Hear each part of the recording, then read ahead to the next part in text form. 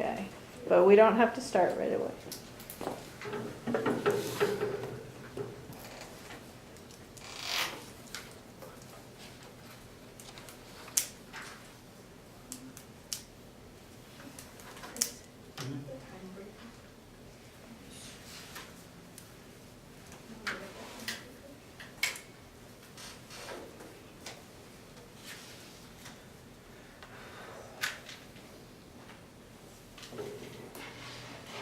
And we're still meeting tomorrow, right?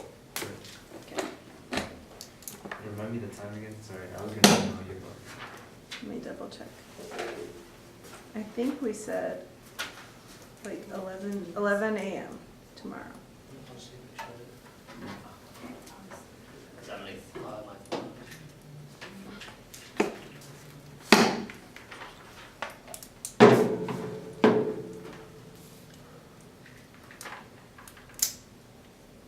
It's so sad too, because I like made sure I had enough copies of everything and I just forgot to put the folder in my packet. Excellent. You got multiple pens going today, or? I got a pencil. There you go, that works. All right, are we ready, Angela?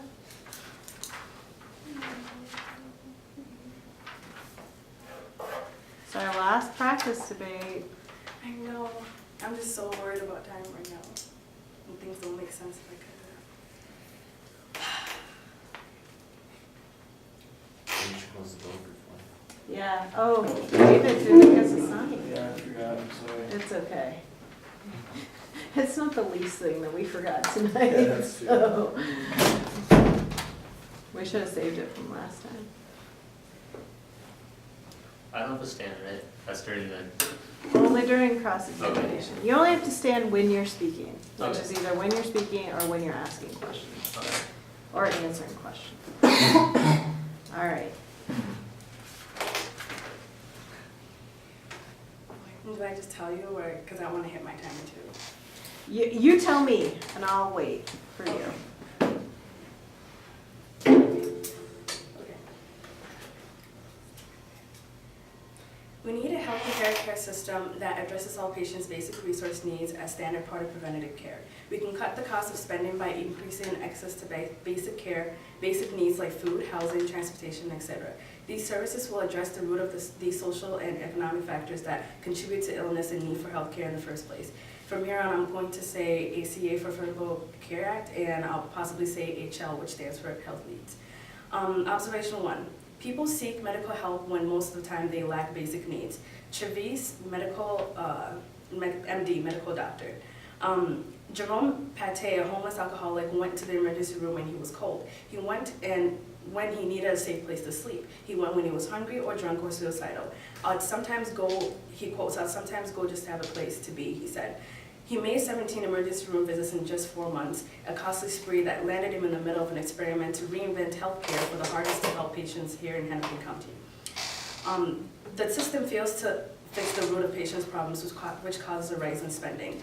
Travis, medical doctor also. More than 11 million Americans have joined the Medicaid rolls since the major provisions of the ACA went into effect, and health officials are searching for ways to contain the cost for caring for them.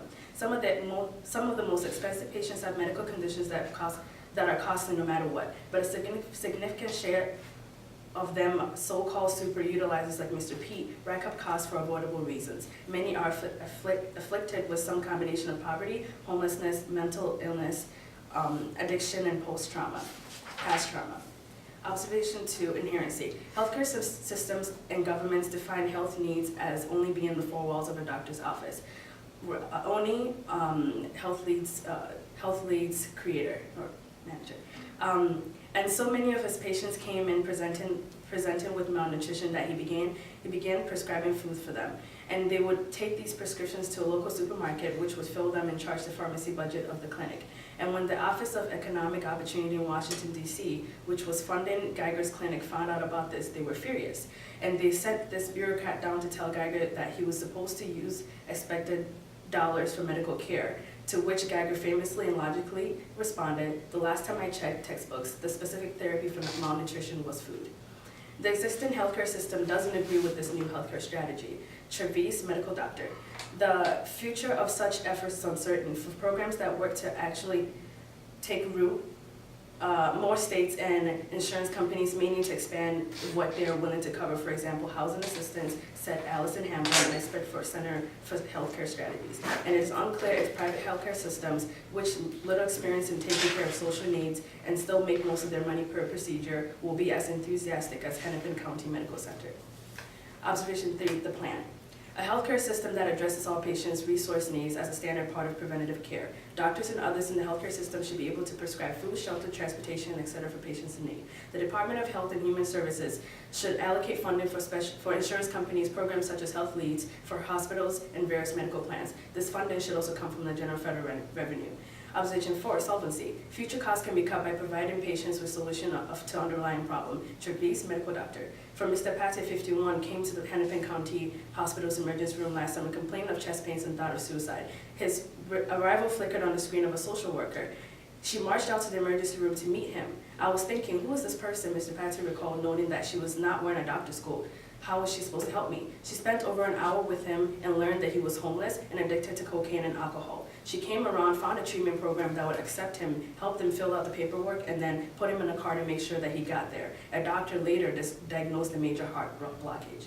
By providing people with a simple and low-cost needs, excessive medical appointments can be avoided. Travis, medical doctor. On a frigid morning in February, Jose, 42, a soft-spoken homeless man suffering from alcoholism and anxiety, called Reddick, an outreach worker who was part of the medical team, who wears a stylish wool hats and writes novels in his spare time. He was a friendly, easygoing manner that earned Mr. Jose's trust. Mr. Jose needed to get to the clinic for an appointment about his seizures, but had forgotten the time for it. He had not eaten since previous morning. His ex-wife offers him a couch when he contributes food, but he had none and spent the night outside. It was a cold night, he said. He has even picked up Mr. Jose from the highway overpass where he panhandles. Yeah, really cold, Mr. Jose said. I went to see my buddies and stuff, but no one opened up. By the time Mr. Jose got to the clinic, he had missed his appointment, but he was gaining things that could help prevent an emergency later. A community healthcare worker gave him a bag of frozen food, cereal, and canned fruit. The receptionist handed him apple juice, which he used to take as anti-seizure pills. Better, he said after a long swig. Okay. All right, so cross-examination.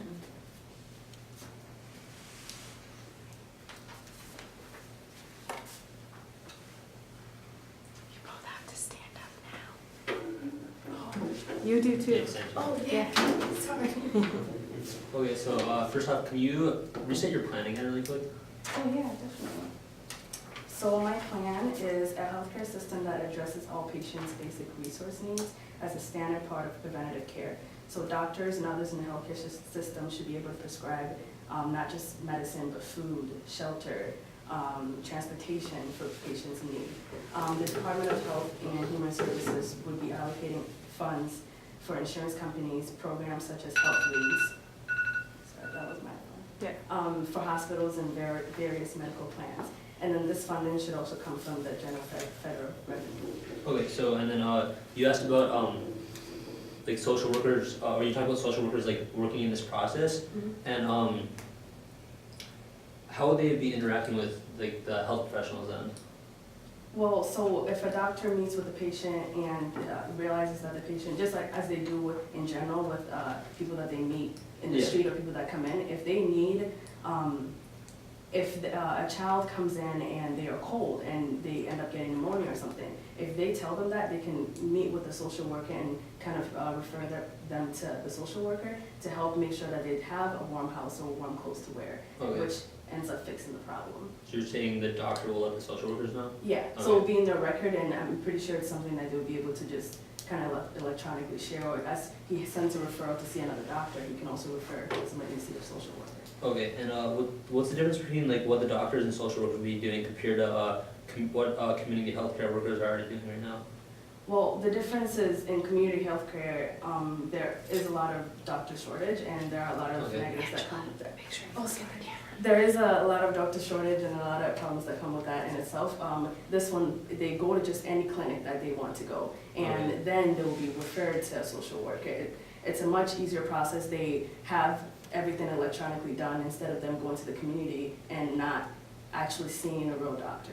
Okay, and then I know you mentioned that, these, people who are having these problems, like, from poverty and stuff, that, a lot of them already have, like, diseases and stuff that are more costly than, say, the need for, like, food and stuff. Do you think they should be addressing these first off, or these, say, food and lack of housing? So Like, say they have, like, emergency, like, they're actually having a heart attack, and, like, I mean, that's obviously a priority health problem compared to, like, that they had to sleep outside the night before or something. well, yes, that will be addressed also, but Okay. most of them, and I'll get to this later, they do come in because of these environmental things that they don't have, these environmental needs. So that will get addressed, but they're eventually going to come in for other needs also. Okay, thanks. Okay, you want some prep time? Oh, yes, please. Okay. How are we doing on our flowing, on our makeshift It was motion? kind of fast paced and. It was a little fast paced, yeah. Yeah. I like the questions that were asked. Yeah, yeah.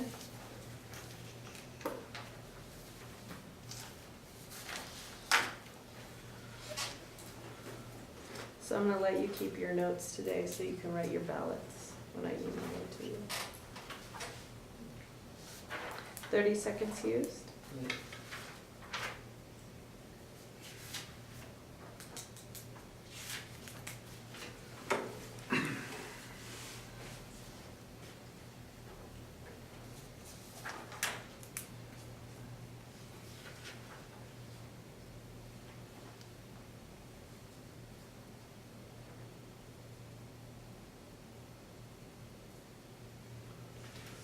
One minute.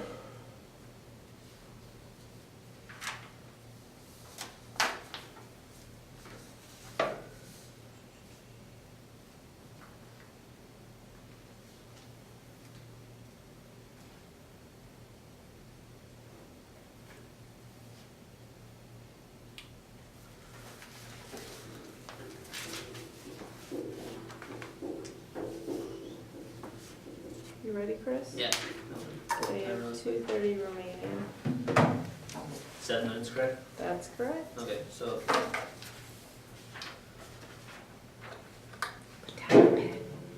sorry. Put down your pen. Oh, yeah. So, first off, I'd like to, start off with the disadvantage, and, my thesis for that is, healthcare practitioners working more directly with social workers to provide basic needs to people with health problems that may be rooted in these stresses of poverty will have deficit spending from the government, as there has to be a trade-off in between this.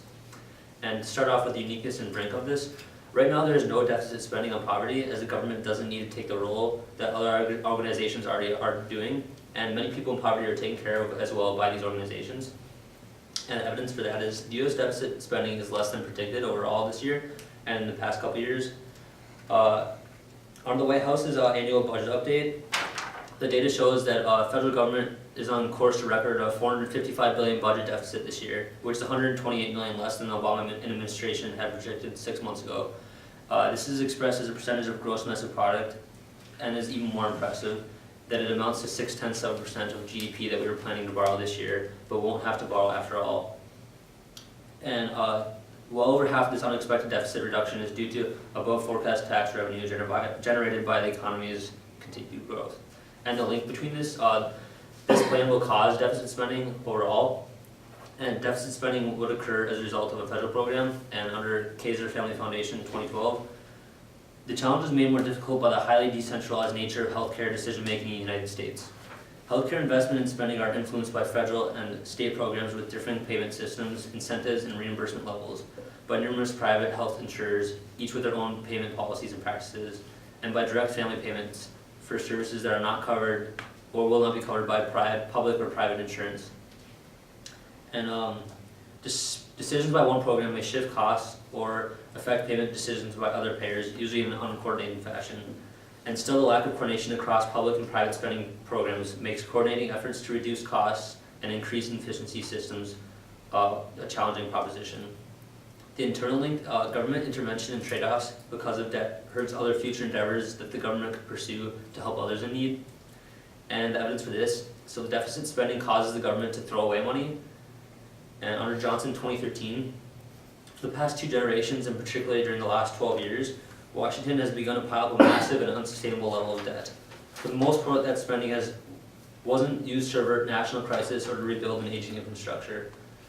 The deficit spending that has built that debt was used primarily to pay for current operations of ever-expanding government in Washington and to fund ongoing government programs. And one major consequence of this huge accumulation of debt has been it is causing the American economy to become out of control. And the current debt stands at $16.4 trillion, and that was at the time of the source, and obviously it's above $18 trillion now. And before this, Washington could pursue anything, but now they any plan that they wanted to initiate. But now they must be first pay off the interest on their debts to people and other nations before they can pursue any other thing. And the impact, the government will lose money and time that could have been used to create more hospitals and provide treatment to people in poverty with serious illnesses causing many people to die. Evidence, so lack of efficiency in the government will lead to the loss of money and lack of innovation. Government spending is a less effective way to deliver services. Government directly provides many services and activities such as education, airports, and postal operations. However, there is evidence that the private sector could provide these important services at a higher quality and lower cost. Government spending also hinders innovation. Because of competition and the desire to increase income and wealth, individuals and entities in the private sector constantly search for new options and opportunities. Reducing government or devolving federal programs to the state and local levels can eliminate or mitigate the effect. And then the next thing I'd like to address is a counterplan. And I'll be addressing a counterplan on minimum wage increasing. And the plan, the U.S. federal government should pass legislation that would increase the minimum wage. This legislation should focus on raising it to a certain level that is acceptable for the cost of living today. This has been determined by the inflation rate. The funding will come from the general federal revenue to jumpstart it. Businesses and corporations will be required to accommodate for the change by 2020, and it will be enforced by the U.S. Department of Labor under the Fair Labor Standards Act and its Wage and Hour Division. And in the solvency, I have 3 pieces of evidence. The first one, raising the minimum wage will eliminate reliance on assistance programs. Under Cooper 2014, raising the minimum wage to $10.10 will reduce government expenditures on current income support programs by $7.6 billion per year, and possibly more given the conservative nature of this estimate. This would allow these funds to be repurposed into either new programs or expansions of existing programs to further leverage the poverty-fighting impact of this spending. And this would roughly bring about 1.7 million American workers out of poverty and no longer have to rely on public assistance programs. My next piece of evidence is raising minimum wage allows for more spending power in the lower class. The immediate benefits of a minimum wage increase are in the boosted earnings of the lowest paid workers, but its positive effects would far exceed this extra income. Recent research reveals that despite skeptics' claims, raising the minimum wage did not cause job loss, and in fact, it would actually create more jobs. And economists generally recognize that low-wage workers are more likely, or those in poverty, are more likely than any other income group to spend any extra earnings immediately on previous unaffordable basic needs or services. And my last piece of evidence is working hard should be sufficient to get out of poverty. The minimum wage in the United States is no longer a living wage. At $7.25, the federal minimum wage hasn't kept up with the cost of living since the late 1960s. Increasingly sophisticated economic research shows that a rise in the minimum wage does not automatically cause job losses and can act as an economic stimulus as it boosts the spending power of millions of workers. And case evidences I like to address. There are not enough social workers in the U.S. to accommodate for these plans under the National Association of Social Workers 2012. Currently, BLS, which is this organization that surveys this, estimates the employment of social workers in 2010 at 650,000, and it predicts that the need for social workers will increase to around over 800,000 by 2020 to accommodate for over the 10 million clients social workers serve every day. Okay. All right, cross-examination. Do I have time? Nope, Okay. you gotta stay up there. Oh, classes are, okay, so I'm Yeah. not even like. Okay. Could you talk about your solvency? Look at the camera. Oh, yeah, sorry. Could you talk about that a bit more? With the counter plan? Yeah, Yeah. your counter plan. So, the solvency of the counter plan is raising the minimum wage, and the evidence I had brought up, like what it would do. Here it is. Okay, so first off, do you have any particular one you wanted to? So, okay, no, that's actually fine. So you want to raise minimum age, right? Yeah, minimum wage to, and- yeah, to bring people out of poverty.